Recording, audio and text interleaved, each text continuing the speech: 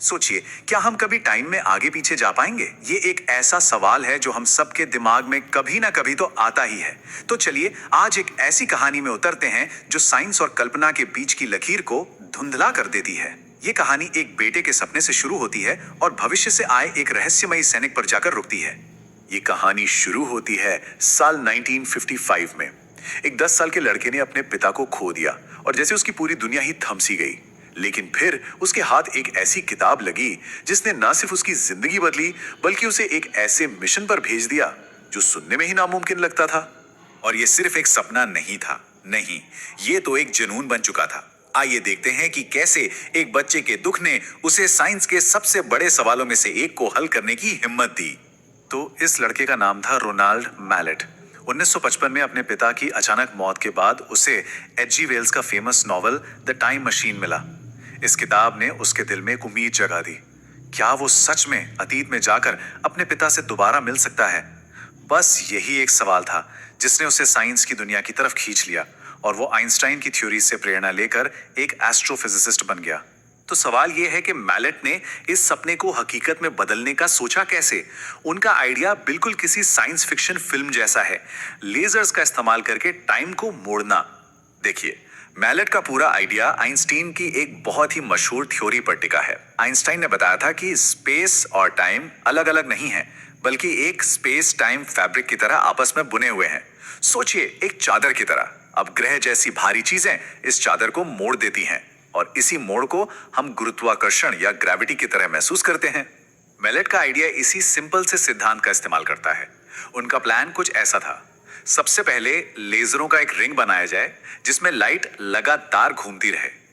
इसके बाद दूसरा स्टेप, इस घूमती हुई लाइट की जबरदस्त एनर्जी स्पेस टाइम की चादर में एक भंवर मतलब एक वॉर्टेक्स बनाएगी और आखिर में यही भंवर टाइम में एक लूप बना देगा जिससे शायद अतीत की यात्रा मुमकिन हो सके। सुनने में तो ये कमाल का लगता है ना?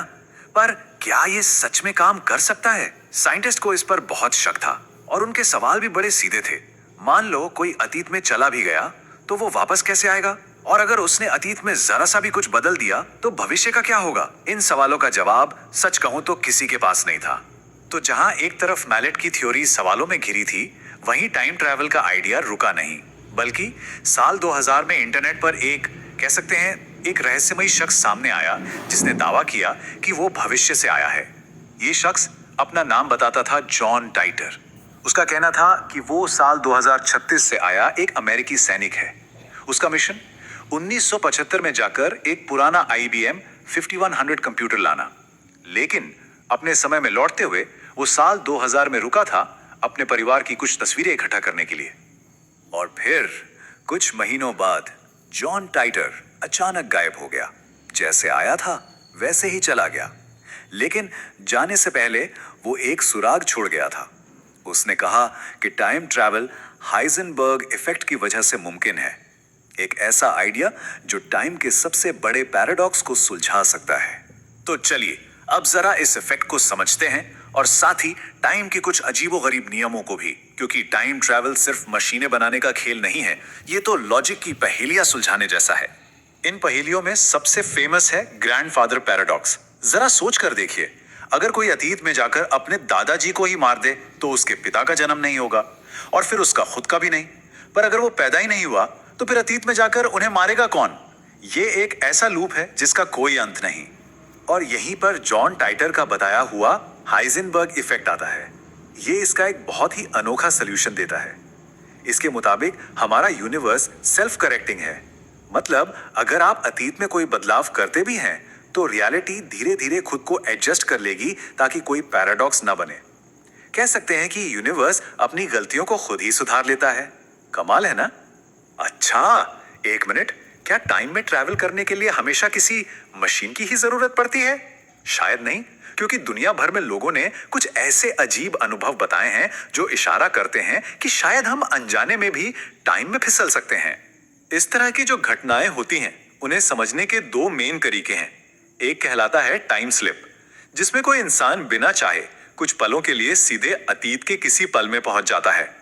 और दूसरा है पैरेलल यूनिवर्स ग्लिच, जहां हमारी दुनिया कुछ देर के लिए किसी दूसरी पैरेलल दुनिया से ओवरलैप कर जाती है। और इसके कुछ बड़े ही दिलचस्प किस्से भी सुनने को मिलते हैं। जैसे एक केस है जहां एक परिवार ने अपनी जानी पहचानी सड़क को अचानक बिल्कुल सुनसान पाया, जिसके किनारों पर अजीब लंबे लाल रंग के पेड़ थे और अगले ही दिन सब कुछ पहले जैसा नॉर्मल हो गया। इसे पैरेलल यूनिवर्स ग्लिच माना जाता है। वहीं 1901 में वर्साई के महल में दो महिलाओं ने अचानक मैदान को 18वीं सदी के रूप में देखा, जहां उन्हें रानी मैरी एंटोनेट भी दिखी। इसे टाइम स्लिप का एक क्लासिक केस मानते हैं। तो ये सारी बातें हमें एक बहुत ही गहरे सवाल पर लाके खड़ा कर देती हैं। हम सब जानते हैं कि समय हमेशा आगे की तरफ बहता है, लेकिन जरा सोचिए, अगर हमारा बनाया अतीत किसी और का भविष्य हो तो।